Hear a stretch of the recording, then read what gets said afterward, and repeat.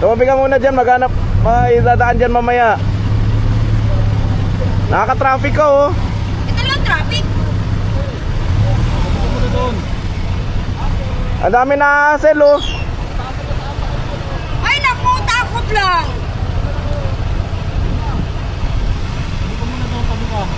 Doon ka sa tayo, sa duno. Mag-ingawin na nun dyan. Ayan, baka pwede ka sumakay dun oh. Nasana ang Yaro pangako mo. Naibababa mo ang presyo. Ngayon'y nag-triple na. Kami ay paano na.